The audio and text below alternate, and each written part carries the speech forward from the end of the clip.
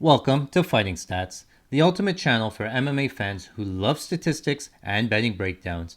I'm your host, Art C, and I'm here to get you ready for the upcoming UFC fights. In this series, I'll be watching tape and providing my real time analysis on how I think the fights are going to go. I'll be watching for fighters' strengths, weaknesses, tendencies, and overall strategies, pairing that with Fighting Stats' exclusive UFC stats not available anywhere else to give you a prediction on how I think the fights are going to go and ultimately who's going to win. So sit back, relax, and enjoy the show. Welcome to Fighting Stats.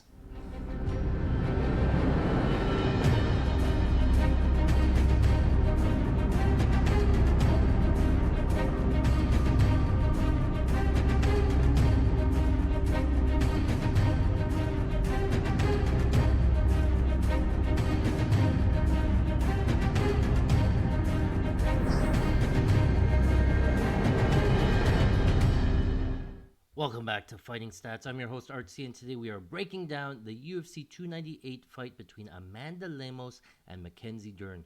We have finished watching the fight tape for Amanda Lemos. We watched the fight tape for Mackenzie Dern. Now it is time to break down the fight. So what we're going to do is we're going to go deep into the fighting stats. We're going to tell you all the stats that you need to know about the fight. Then I'm going to give my prediction on how I think the fight is going to go. I'm going to pull up my tracker there. I'm going to assign some numbers to certain outcomes, try to figure out where the best bets are and how we can attack this fight. So without further ado, let's get this started here. So first off, we're going to start out with the fight tape. Amanda Lemos is going to be here on the left side, the blue fighter. Mackenzie Dern is going to be on the right side, the red fighter there. So Amanda Lemos, 10 fights in the UFC, 7-3 overall, 43% of her wins coming by KO, 29% of them coming by submission, and 29% coming by decision. She does have 3 losses, 1 loss by KO, 1 loss by submission, and 1 loss by decision there, so mixing it up. On the Dern side, she's 8-4 in the UFC, 0 wins by KO, so worth noting. 50% of her wins coming by submission and 50% of them coming from decision. 4 losses in the UFC, 25% by KO, 50% by decision. I think there's a no contest in there or something that's affecting that number. All right, so let's get into the striking right away. The offensive striking for Amanda Lemos, she is a distance striker at 72% of her strikes coming at a distance. In the clinch, she's going to throw 15% of her strikes coming from the clinch, and then 12% of her strikes coming from the ground. Target breakdown, mixing it up a little bit, 75% of her strikes goes towards the head, 17% towards the body, and 8% towards the leg. In terms of striking accuracy, pretty good at 47% striking accuracy towards the head, 73% to the body, and 93% to the legs. So decent head and leg strikes there. Average strikes thrown by round, it does fluctuate here. So 30 strikes on average thrown in round number 1, 23 in round number 2, 29 in round number 3. I'm going to ignore rounds 4 and 5 as this is a 3-round fight here. So strikes landed, 17 strikes in round 1, 13 strikes in round 2, and 15 in round number 3. So it does drop off a little bit in round number 2, but seems to be okay in terms of volume-wise. I do want to highlight here she has 5 knockdowns, all of them coming in round number 1. And then head targets there, same sort of thing. It looks like her leg kicks, strikes landed by round does go down as the fight goes on. I'd like to see more leg kicks there. So looking into the numbers here, again, we talked about those 5 knockdowns. She has 5 knockdowns in total, 55% strike accuracy overall. I did want to highlight the leg strikes because, again, she is a big leg kicker here. We're going to ignore the Zhang Weili fight that she just had there. We saw most of that fight took place on the ground there. But against Marina Rodriguez there, she threw 3 in round number 1, then only 1 in round number 2, and never again in round number 3, which is odd. Against Michelle Waterson, same thing, threw 7 in round number 1, didn't throw any in round 2. Jessica Andrade, Angela Hill there. So on average, she throws about 3 leg strikes in round 1, 2 leg strikes in round number 2. I'd like to see that number a little bit up because she does have some nice leg kicks. So on the defensive striking side, so very even breakdown in terms of her defensive striking. Over 50% of her strikes coming from a distance landed, 25% of them in the clinch, and 23% of the strikes absorbed have been on the ground. Target breakdown, 68% of the strikes against are towards her head, 18 towards the body, and 14 towards the legs there. Defensive striking accuracy, so not great. Same output numbers. 49% of the strikes thrown towards her head have landed, 77 towards the body, and 71 towards the legs. Average strikes absorbed by rounds, it looks like 14 in round number 1, 23 in round number 2, and 16 in round number 3. So round 2 seems to be the killer there for her, absorbing more strikes, and her volume does dip down in round 2 as well. Looking at the knockdowns there, she's only been knocked down once, and that came in round number 5 against Zhang Weili. Again, we're going to throw that out because just Weili's just a different animal on the ground. Overall, 53 significant strikes defense. We talked about the leg kicks there. She has eaten a bunch of leg kicks. But overall, not too bad. Let's move on to the Mackenzie Dern striking. Hasn't looked the greatest. She has hit and misses. She had some really good striking wise in terms of Angela Hill, and then looked completely different against Jessica Andrade there. So 71% of her strikes are going to be landing at a distance. We have 12% in the clinch and 18% on the ground. So definitely ground strikes that she likes to throw there. Target breakdown, 88% towards the head, 8% towards the body, and only 4% legs. Not a big leg kicker, but she is working that into her game more recently. Striking accuracy, not great at 35% head strike accuracy, 75% body strike accuracy, and 93% leg strike accuracy. Average strikes thrown by rounds looks like similar numbers to Lemos: 16 in round 1, 15 in round 2, and 19 in round 3, and then drops off a little bit there in rounds 3 and 4. She does have 2 knockdowns in her career, both coming in round number 1. Worth noting there, 41% overall striking accuracy. Again, wanted to highlight some of the leg kicks. She did throw 5 against Jessica Andrade, 2 of them in round 2 against Angela Hill there. But most of the time, she's looking to get the fight down to the ground. Let's look at some of the ground strikes there. When she did get Angela Hill down to the ground, she landed 24 ground strikes in round number 3 against Angela Hill, 19 in round number 5. Those are some big numbers there. Otherwise, 1-4 against Yan Shannon, Tisha Torres, 1 strikes, 9 strikes against Marina Rodriguez. Just wanted to highlight, if she does get down to the ground, is ground and pound live based on the number of strikes that she throws. Defensive striking here, Mackenzie Dern, 82% of the strikes absorbed are going to be at a distance, 15 in the clinch and only 3 on the ground. That makes sense. Target breakdown against, 70% of the strikes absorbed towards the head, 17 towards the body, and 12% to the legs. Defensive striking, 34% head defense, not too bad, not great. 76 towards the body and 92% towards the leg. So does eat a couple of leg kicks there, doesn't really check them. And then again, strikes absorbed by round, 17 strikes absorbed in round number 1, 16 in round 2, and goes up a lot to 27 in round number 3. Does have a knockdown against in round number 1, 4 knockdowns in round number 2. That's going to be a little bit inflated because, again, she had 4 knockdowns against Jessica Andrade in her last fight. So before that, she would have only had 1, and that was against Ashley Yoder back in 2018 is when the last time she got knocked down before the Jessica Andrade sort of thing. And then defensive striking, that was defensive striking. Okay, so I wanted to talk about some of the leg kicks there. Jessica Andrade landing 12 of 14 leg kicks in round number 1, 7 of 8 in round number 2. If you go back to my breakdown, I said those leg kicks would be a big part of Jessica Andrade's game plan. It did work. I did think it did take its toll on Dern. You can see she wasn't really taking them too well.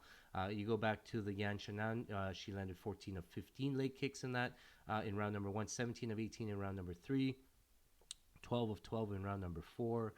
Same thing with Tisha Torres, 14 of 14 in round number 1. So I'm just highlighting these numbers because these are big numbers to accept. Leg kicks, again, we talked about the Lemos leg kick volume. I wish it was a little bit more, especially in this type of matchup here. So this matchup here is going to really depend on the grappling. So we're going to highlight the grappling numbers here. First off, for Amanda Lemos, we're not even going to look at the offensive grappling because, again, Amanda Lemos is probably not going to want to get this fight down to the ground. She will want to keep this fight standing. So defensively grappling for Amanda Lemos, she's only seen 0.4 takedowns in round number 1, with 0.2 of them becoming successful. She has seen about an average of 1 takedown attempted in round number 2 and 1.5 in round number 3. And you can see the takedowns come a little bit easier as the rounds go on for Lemos, defensively grappling, I mean. Um, and again, these numbers are going to be a little bit skewed because of the Zhang Weili fight. Zhang Weili in that last fight shot 7 takedowns, being successful on 6 of them. So Zhang Weili goes 6 of 7 in that. Before that, she would have only been taken down twice. Once against Michelle Watterson, and then once against Angela Hill in round number 3. So before that, decent takedown defense numbers, but you go through the list of the opponents. Marina Rodriguez, Michelle Watterson, Angela Hill, Inu Mizuki, Leslie Smith. None of these are really top-level grapplers, so take it with a grain of salt in terms of when you see the takedown defense. When she did go up against Zhang Weili, she gave those takedowns pretty easily up to Zhang Weili, really without any fight there. So, and then it depends on Mackenzie Dern. So we talked about Zhang Weili goes 6 and 7 of takedowns. We thought that the takedowns came fairly easy. But then on the flip side of the coin, you have Mackenzie Dern offensive grappling. She attempts 1.4 takedowns in round number 1. Only 0.1 of them been successful. Round number 2, she attempts 1.3. She has not had a takedown in round number 2 yet. In round number 3, she attempts 2.7 takedowns in round number 3, averaging 0.4 success rate there. And so yeah, it's the offensive grappling that's the issue here for Mackenzie Dern. Over her career, she's attempted 57 takedowns. Only 8 of them have been successful. So those are some big numbers. Again, it's the grappling, it's the wrestling that's the issue. Once she's on the ground, she's the beast on the ground. You can see some of these control times here. When she did get Angela Hill down, held her for 188 seconds in round number 1, 203 seconds in round number 3. 123 seconds in round 4, almost 300 seconds in round 5. So she definitely gets the control seconds up there when she does get position. A lot of these takedowns, same thing, Yan Shannon, 275 seconds, so almost 4 minutes there of top control time once she does get the takedown. Marina Rodriguez as well. So that's what sort of the things I look at is the ground control time. I also look at the shots, ground strikes landed. She did, again, we talked about it. She did land a couple there against Angela Hill and against Yan Shannon again. So worth noting there. So don't need to go into the red defensive grappling because, again, Amanda Lemos is probably not going to look to grapple there. So those numbers not too important. I'm going to go into the time sites breakdown. We have the Lemos versus Weili fight. We're going to throw it out. Again, the numbers here say 59% of that fight was on the ground. 33% of that fight was spent standing. On the ground there, Lemos was on ground bottom. 38% of that time was in half guard. 28% of that time was in side control, and 25% of the time Weili had back mount. So a variety of positions given up by Lemos. I don't think she was ever in danger in that fight of getting submitted, but she did give up some full mount, back mount, all that stuff. So on the Mackenzie Dern side, we do have a lot of stats here. So 53% of her Mackenzie Dern tape is spent standing, 12% of them in the clinch, and 32% of her fight tape is on the ground. And then we go into the time breakdown or ground breakdown here. Starting here, 28% of the time she's in full mount. So 28% of the ground time she's in full mount. 25% of the time she's in back mount. So those more than 53% of the time she's in a dominant position on the ground, either full mount or back mount. 23% of the time she's in side control, and only 9% in half guard, 14% in full guard. So again, dominant positions for Mackenzie Dern on the ground, obviously expected.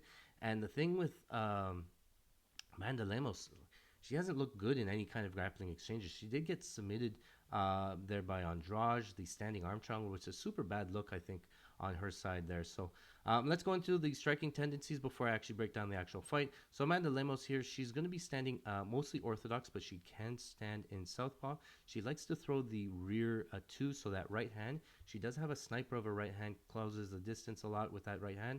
She'll throw that 28% of the time. She does throw a 2-1 combo as well, so she'll lead with the 2 and then finish up with a jab at 23% of the time. 9% of the time is a straight jab, and 8% of the time is the 1-2. And then she does go with the kick, the rear kick there, 8% of the time there as well. The striking tendency for Dern, she's pretty simple here. 19% of her time she's going to go with the single jab. 9% of the time is going to be the 1-2, and 6% of the time is going to be the left hook. And then she does a 1-1-2, 3% of the time. 3% of the time is double jab, things like that. So Yeah, so on paper, it does sort of say what we're going to break down. If you want to go back and watch the Mackenzie Dern, Jessica Andrade breakdown, I think that this fight's going to be very similar in terms of the keys to victory and the game plan. I think it's obvious for Mackenzie Dern in her game plan, always the same sort of thing: get the fight down to the ground, dominate your opponent on the ground. The issue in the Andrade fight is again when you come up with somebody against somebody with great takedown defense, what's your go-to plan if you can't get the fight down to the ground? I talked about in that breakdown, Andrade does have great get-ups, not the best takedown defense, but really good get-ups. She just exposes her neck a little bit on the get-ups, but she was able to keep that fight standing, make Mackenzie Dern look like complete garbage on the feet, just a mismatch on the feet here. So I think that this fight's going to be very similar in that Amanda Lemos and Jessica Andrade on the feet are both very strong strikers, very fast, very a lot of power. The difference, and again, good leg kicks. Amanda Lemos has a great outside low kick. She just doesn't throw it a lot in terms of the volume there. I would like to see some more volume coming out of Lemos on the leg kicks because, again, in this fight, Dern's going to want to keep the fight standing. We've seen in the Lemos fights, Lemos is okay with standing in kicking range. I always laugh when I see the Michelle Watterson fight because she stands across the cage. She's like I said, in range, in kicking range. Michelle Watterson's like in corner range, in between rounds. That's how far she is, and she's throwing jabs and stuff. But Lemos is okay with it. She's okay with standing on the outside because she has a fast kick. She closes distance well. She has a very fast counter. So if you are going to stand outside in kicking range and try to overextend to reach her, she will move out of the way and she'll step back and throw her own right hand. She's dropped up numerous opponents with that right hand counter. Very fast hand. So I think in this fight here, it's going to be somewhat similar. They're going to stand in kicking range.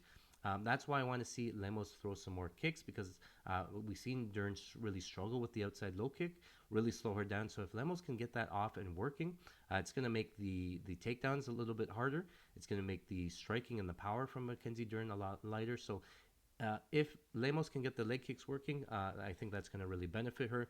The only issue is obviously, again, Dern wants to get the fight down to the ground, and I talked about how bad Dern's wrestling looked.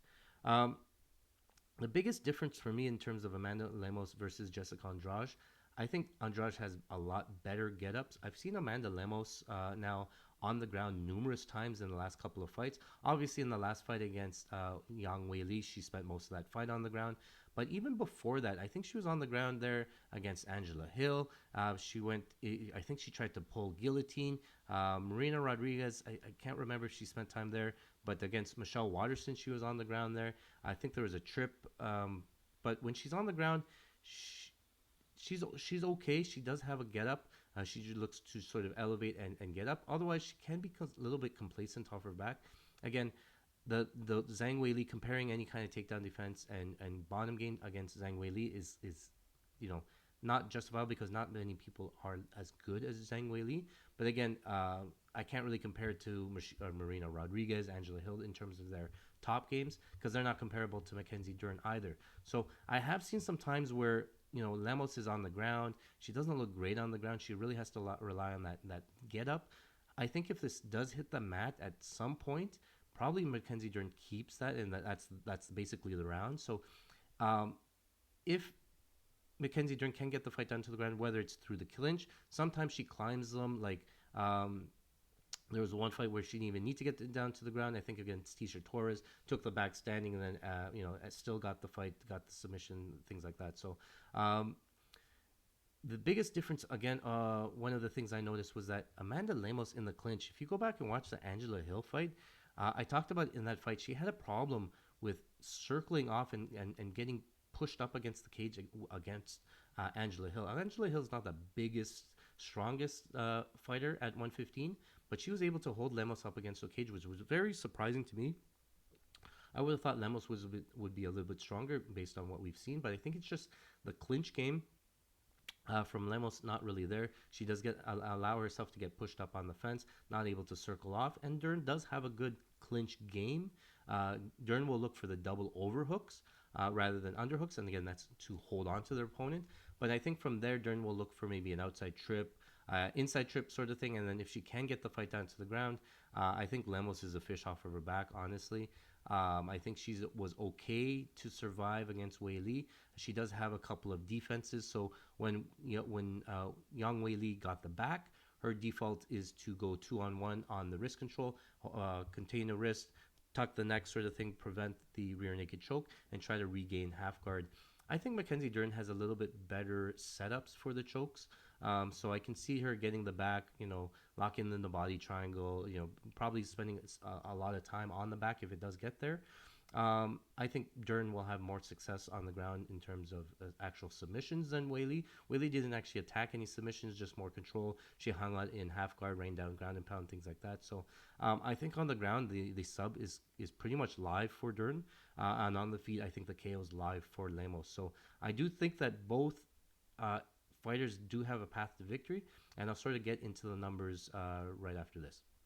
All right, so I brought up my handy dandy bet tracker here. So I put Amanda Lemos in the blue side, Mackenzie Dern on the red side. What I like to do is I like to give a percentage to each possible outcome of the fight, totaling 100%. Then it tells me what the best bets are, where the good value lies, sort of thing. So let's go through it here. We're going to start here with Amanda Lemos to win by TKO. I think that's probably her most likely path, if I'm being honest. We saw in the Andrade fight, Mackenzie Dern's striking just looks completely horrible. Head up, way up in the air, definitely counterable. She comes in head up, 1-2, 1-2.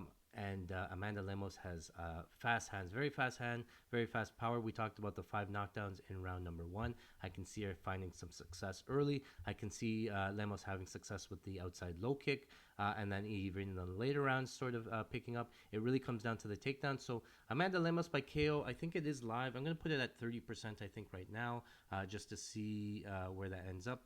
Amanda Lemos by submission, I'm not going to rule it out. It's not 0. We saw her really look for these choke. We saw her get Yang Wei Li into a little bit of some trouble with the Darce choke there. She does default. She does have a guillotine win again against Michelle Waterson. She got the guillotine when after she got taken down, and then she jump guard finished by guillotine there. So it's a non-zero type, but against somebody like Mackenzie Dern, it's probably closer to 0 than it is 5%. I could put 5%. Maybe it's maybe it's a fluky KO because Dern sticks her neck out there in the takedown, and then it's just completely gassed. We've seen it before. We've seen Rodolfo Vieira get submitted when he's completely gassed. So we'll put at 5%. It's probably a little bit lower, but I don't want to put 0%. Amanda Lemos to win by decision. I think it is possible. What this comes from is Amanda Lemos taking the outside of the cage, circling around, landing some bigger shots. Maybe if she does get taken down, maybe she gets back up, or maybe she does enough damage that she can still win a round because there was a knockdown in there or something like that. So I'm not going to say it's out of the chance. I'm going to say Amanda Lemos to win the decision, probably about 20%. Maybe 15%, but 20% will go from there. Mackenzie Dern to win by TKO. It's not likely. We've seen Amanda Lemos go 5 rounds with Yang Wei Li, taking some big shots there. Pretty much get destroyed on the ground in terms of ground and pound. So I was going to say a Mackenzie Dern TKO probably comes from ground and pound, but I've seen 5 rounds of ground and pound from Zhang Wei Li, and so I don't think it's likely as well. It might come from like a positional TKO, but even then we saw Zhang Wei Li get her into like a crucifix, and that's what I was going to go to, is Mackenzie Dern can maybe get a crucifix TKO, but we saw Wei Li do that to Lemos and not be able to finish her. So I can't give it more than 5%. I think it maybe could be 10%, but we'll leave it at 5% just to be respectful. Mackenzie Dern to win by submission. I do think that this is live, obviously. From what we've seen from Amanda Lemos on the ground, she just looks like defend the submission at all costs, maybe hold on to the wrist at all costs.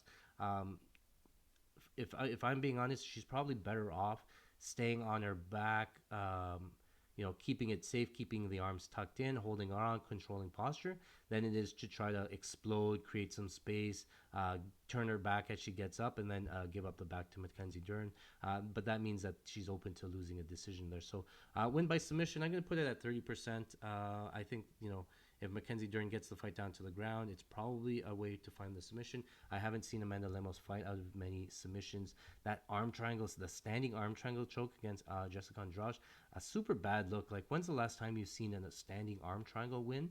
And because it's just, again, she's just not doing the right defensive stuff to get out of the choke, taking the fight down to the ground, all that stuff. So we'll leave it at 35%. It might be a little bit higher if I'm being honest, but we'll leave it there for now. And then the win by decision, I think it can come. Mackenzie Dern does have her last couple of wins by decision, and that's because if she can't find the sub, she is still controlling her opponent on the back, riding back, on the top, really floating with the people when it does get down to the ground.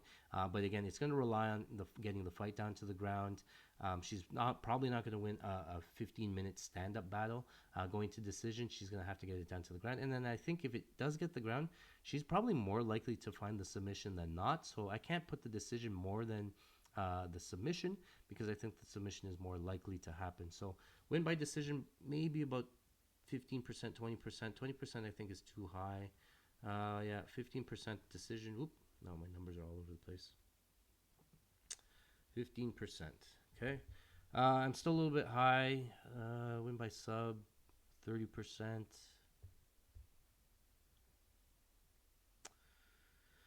Yeah, so I'm a little bit high at 5% higher. Let's go win by sub at 25%. Let's just bring that down a little bit. Okay, so we have 55% on the let me just recap, sorry. Amanda Lemos to win by KO, 30%. 233 or better. Win by submission, 5% plus 1900 or better. Win by decision plus 20% plus 400 or better for an overall money line of 55%, or odds of minus 122. On the Mackenzie Dern side, to win by KO, 5% plus 1900 or better. Win by submission, 25% plus 300 or better. And win by decision, 15% plus 567 or better, for a total money line of plus 122. So I think that sounds about right. Based on these numbers here, we have fight not to go to decision at 65% or minus 186, and goes to decision at 35% or plus 125. I think it's about right. I tend to lean the Amanda Lemos side, if I'm being honest, just because wasn't too impressed with Mackenzie Dern, but just the grappling deficiencies from Amanda Lemos a lot more than what I saw with Jessica Andrade. I figured Jessica Andrade could keep the fight standing, could get up if it got down to it. And the biggest part in that fight, and the reason why I took Jessica Andrade, is that she was like a plus 180 underdog. So we were getting good value on that side. Now Amanda Lemos was the big favorite. She did get bet down, so it's a little bit closer to even. But I think, once the hits the ground, Mackenzie Dern does have a big edge there. I'm not confident enough to say that Lemos will be able to get up from the ground. And all it takes is one. And if you go back, just the amount of times that I've seen Lemos off of her back just from silly either jumping guillotine or throwing a kick and falling off balance. One of the it's not specifically just the takedown defense. And if it was, I'd probably be a lot higher on Lemos. But she just finds ways of being on the bottom. And again, it just takes one trip, one bad fall or whatever, and then Mackenzie Dern's on you, and then you're losing the round. It's hard for me to lay big money on Lemos, but I do think that she probably wins. I ended up looking at the fight props, the lines before this, doing this breakdown here. So I have the current lines in here. Amanda Lemos to win by KO is plus 160. I said it should be 233 or better, so it's not the best odds right now. Win by submissions plus 1600. We said it should be 1900, and we have wins by decision at plus 400. It's plus 250 now. So none of the prop lines, honestly, right now show any value. Even on the Dern side, wins by KO plus 1000. It should be 1900. Win by sub is 275. It should be 300 at least, and then win by decision 550. That's the one closest enough. The only one that shows any value here is the fight not to go to decision. I said it should be minus 186. It's 155. So I've already taken that prop. I think it's going to be one of those things where Lemos either gets the KO. If she can keep the fight standing, Lemos will probably find the KO within 15 minutes. If it does go down to the ground, Dern probably finds the submission within 15 minutes. So I do like the minus 155. I know the over 2.5 is probably around minus 130. I chose to lay the extra little juice. I can see cases where both fighters slow down a little bit into round 3, and then I don't want to be able to be stuck there holding an over 2.5, and then them getting finished in the later rounds of round number 3. So a little bit safer at minus 155. I think that's pretty good. I might load up on that again. I did take some Amanda Lemos inside the distance.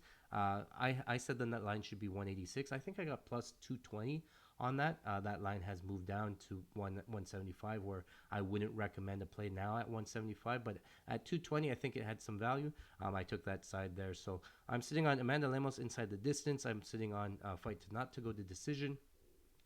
I may end up playing Amanda Lemos money line, depending on where the odds go. But at this point, I don't have anything yet. Make sure you subscribe to our Patreon, patreon.com/FightingStats. If I do make a play, I'll post it there first, letting you guys know what the props are. And I'll continue to watch the lines as the lines open up this week, today being Monday. So not everything's out and available, really only on Bet Online. So that's my breakdown. I think it's pretty straightforward. I'm not too confident on either side, but I think I just more confidence on the Lemos side.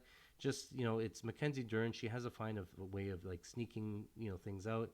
And then anytime she gets you in the clinch, or anytime you're on the ground and you're betting against her, you're all, all tense because you don't know what's going to happen. She's attacking submission. She has an armbar locked in, and then, there's 20 seconds left, and you're like, hold. She manages to survive. So it's going to be a stressful fade on Mackenzie Dern, but I think I might be on that side. Keep an eye out, though. That's where my breakdown is. Let me know in the comments below how I did. If I'm missing anything that you might know to help a brother out, let me know below. But again, my name is Art C. This is Fighting Stats. Thanks for watching.